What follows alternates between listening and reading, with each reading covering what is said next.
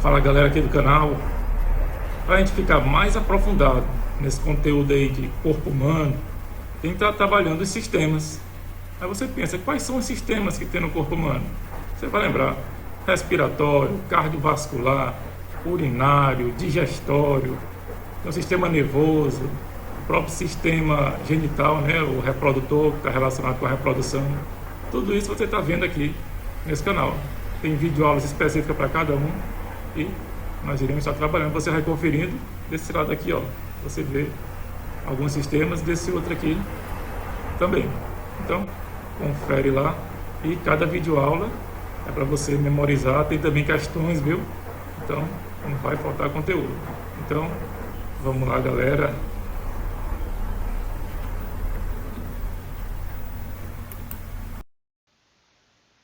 Primeiro passo é saber para que serve o sistema nervoso. E aí, será que ele serve para você ficar nervoso? Nem tanto, né? A função básica dele é ajustamento. Parece brincadeira, mas a todo momento o organismo está se ajustando ao ambiente. Como, professor? Imagina, se está frio, o seu corpo vai responder de uma maneira. Se está mais quente, o seu corpo responde de outra. Sei lá, por exemplo, suor, quando está mais quente. Então isso aí é seu sistema nervoso se ajustando ao ambiente, fazendo com que você sobreviva mesmo nas condições ambientais adversas.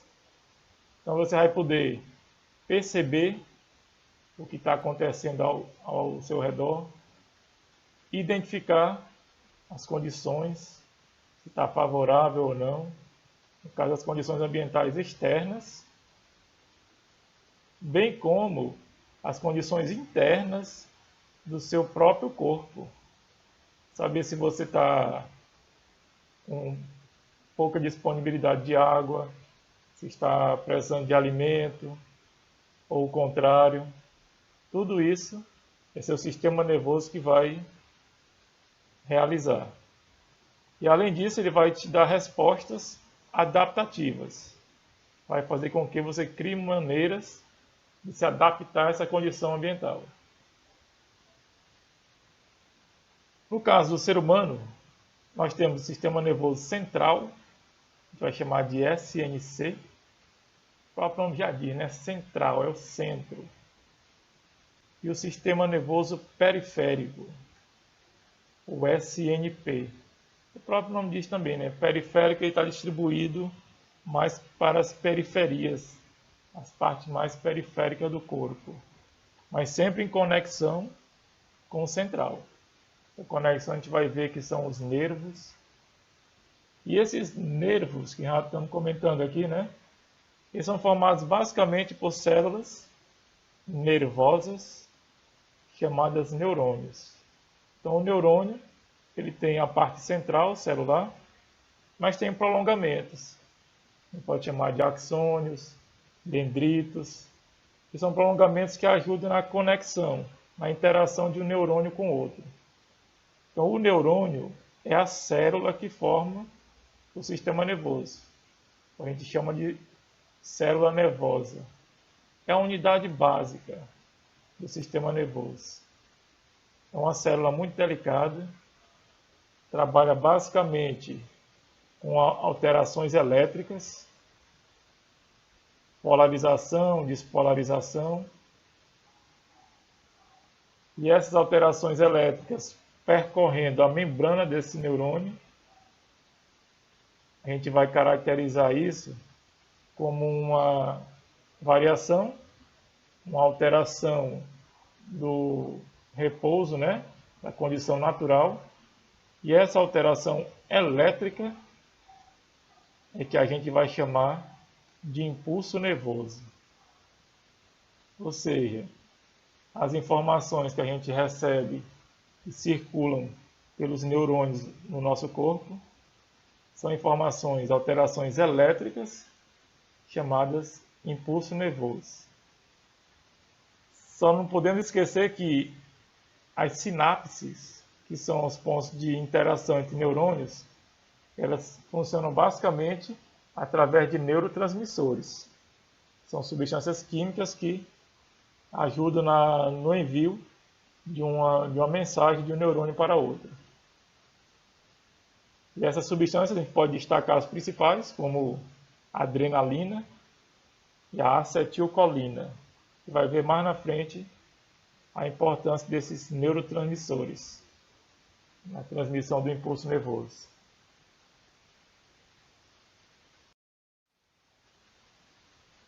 Vamos reconhecer agora esse quadro, bem interessante. É praticamente um mapa com a organização do sistema nervoso central e do sistema nervoso periférico. Esse mapazinho aqui, te ajuda bastante na hora de identificar os componentes do sistema nervoso central e do periférico. O que nós temos no sistema nervoso central? O encéfalo, já lembra logo de cabeça, né? No encéfalo nós temos o cérebro, teoricamente é o órgão mais conhecido do sistema nervoso central. Cerebelo, que é como se fosse um pequeno cérebro, o nome cerebelo, traduzindo para o português, é como se fosse pequeno cérebro. O tronco encefálico, você vai ver que ele parece um tronco, né? Onde o encéfalo se apoia. Esse tronco encefálico, ele tem 3 partes. O mesencéfalo, a ponte, você vai lembrar de ponte como uma conexão, né? E o bulbo. Esses componentes são pouco comentados no nosso dia a dia. A gente vai ver a função de cada um. Além do encéfalo, nós temos a medula. A gente classifica como medula espinal, né? Ou RAC. Tem gente que fala medula espinhal. Está correto, né? E nós iremos trabalhar também no sistema nervoso periférico os nervos. Você pode perceber que tem 2 tipos de nervos, né, nessa classificação. Temos os nervos cranianos, o próprio nome já diz, tem conexão com o crânio. E os nervos raquidianos, que tem conexão com a raque, ou medula espinal, ou medula espinhal. Veremos também os gânglios, que são corpos de neurônios aglomerados em algumas regiões do sistema nervoso periférico.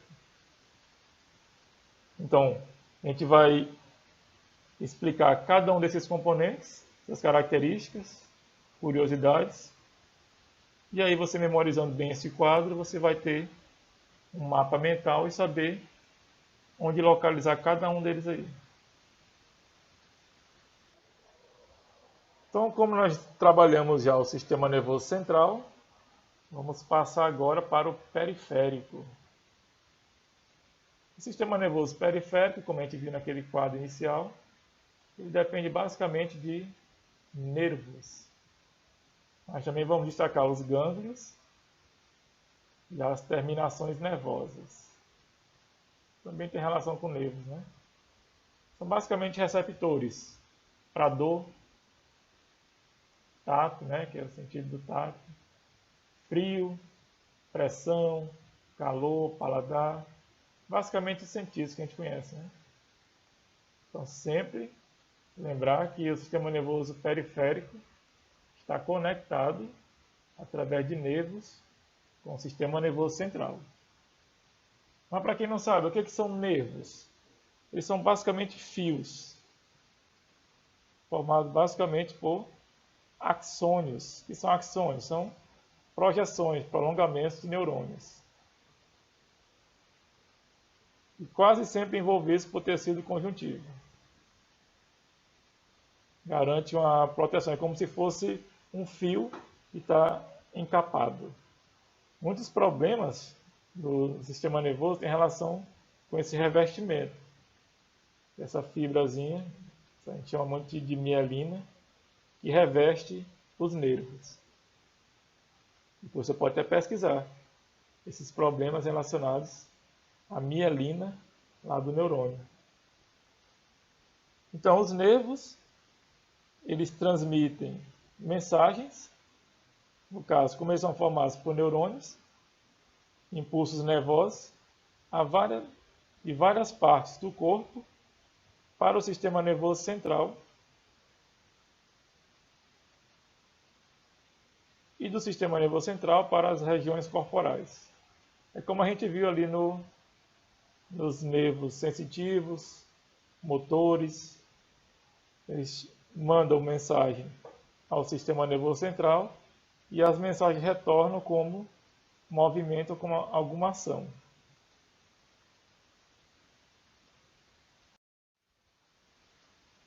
Como a gente pode classificar os nervos?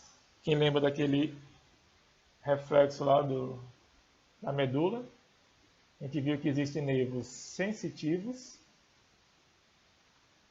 ou aferentes, basicamente o caminho de ida para o sistema nervoso central. Tem os nervos motores ou eferentes, são formados por neurônios motores, tem mais relação com a resposta motor mesmo, com o movimento. E os nervos mistos, que você pode encontrar esses dois tipos de neurônio, tanto sensitivos como motores, por isso que eles são mistos. Tem os dois tipos. Isso com relação ao tipo de neurônio. Agora, quanto à posição anatômica, nós temos nervos ligados ao encéfalo, ligados à cabeça, né? A gente chama ele de nervos cranianos. O próprio nome já diz, né? Na região do crânio. Nós temos 12 pares. E os nervos ligados à medula espinhal. Você pode chamar de nervos raquidianos ou nervos espinhais. Então você pode perceber que é com relação à posição anatômica. Os que estão conectados ao crânio, ao encéfalo, são cranianos. Os que estão relacionados à medula espinhal, se chama de raquidianos. A gente não está falando do tipo de neurônio, mas da posição dele.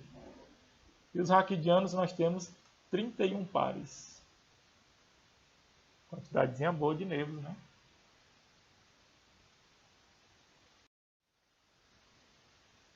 Agora a gente vai ver um gânglio.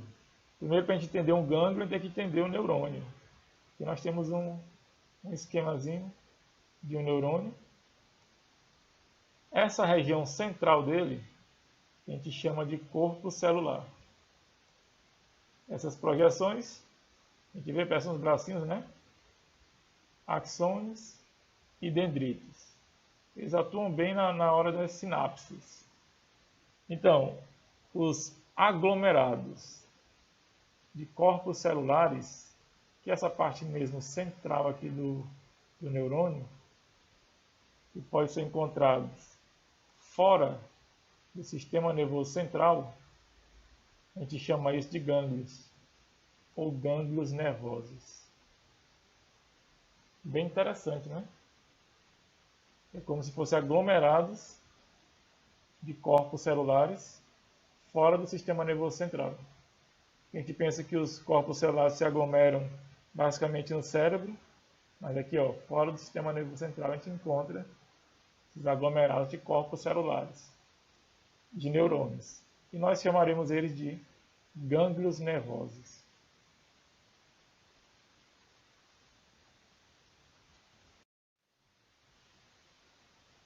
Como é dividido o sistema nervoso periférico? Isso aqui é bem interessante, viu?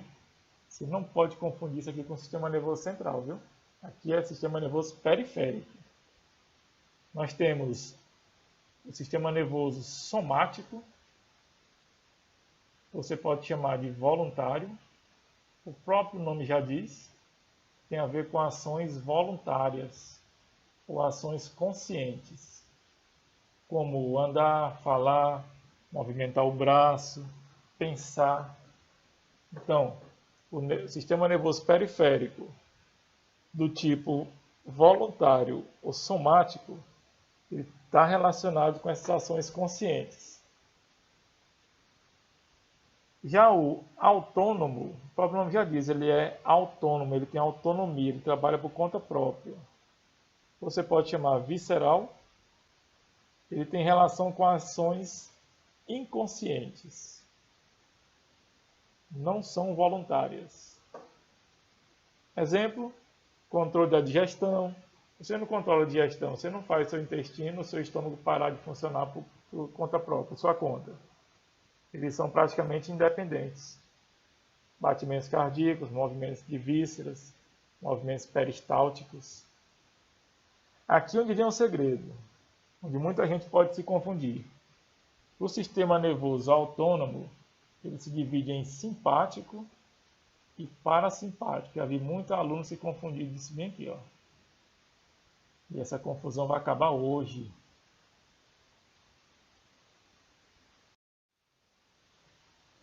Mas vamos começar com o voluntário, ou somático. Esse somático vem da palavra soma, que tem a ver com o corpo.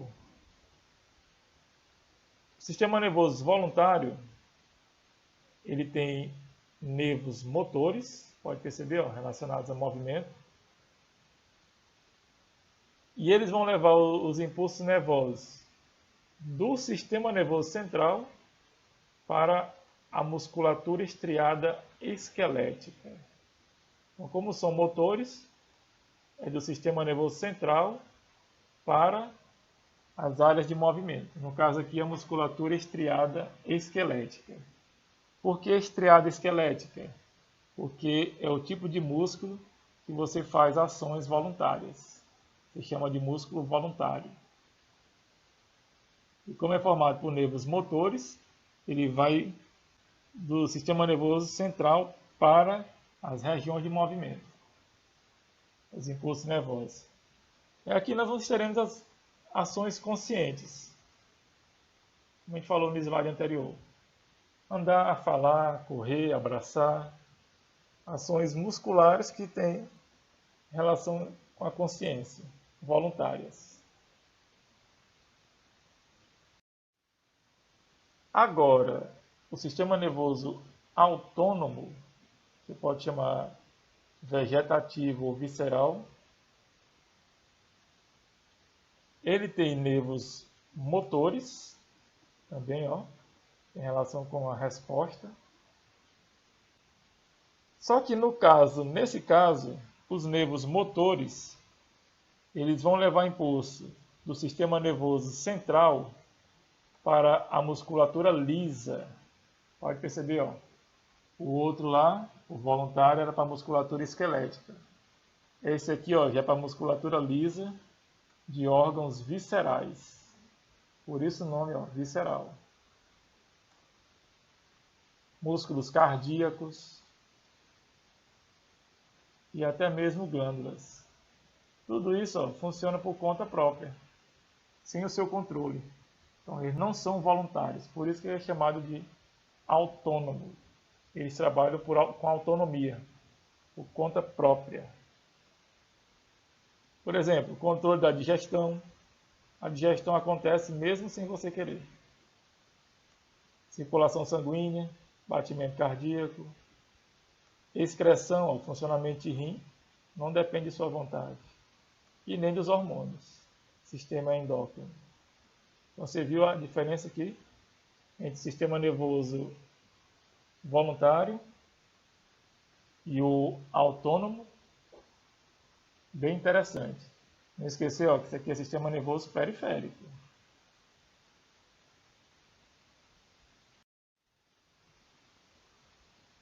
Então, a gente pode considerar que o sistema nervoso autônomo, como a gente viu naquele quadro, né? Ele se divide em duas partes. O simpático e o antagonista dele, que é o parasimpático. Por que, professor, antagonista? Que eles desenvolvem ações antagônicas no organismo. É como se um fizesse o contrário do outro. O sistema nervoso autônomo, ele prepara o corpo para o estresse. Ações de estresse, como fugir, ou até mesmo lutar em situações de perigo, situações de estresse. Geralmente vai acelerar o coração, tudo isso. Então isso é característica do sistema nervoso autônomo simpático, uma resposta a essa ação do ambiente, essa ação estressante do ambiente. Aí o indivíduo vai responder ou na forma de fuga ou de luta. Mas quando acaba esse estímulo de estresse, aí vai entrar o repouso. Aí o repouso já vai ser antagônico ao estresse. Então nós já teremos atividades relaxantes. Aí já vai ser o parasimpático. Você viu como eles são antagônicos? Enquanto um prepara para o estresse, o outro faz o contrário. Se coloca em estado relaxante.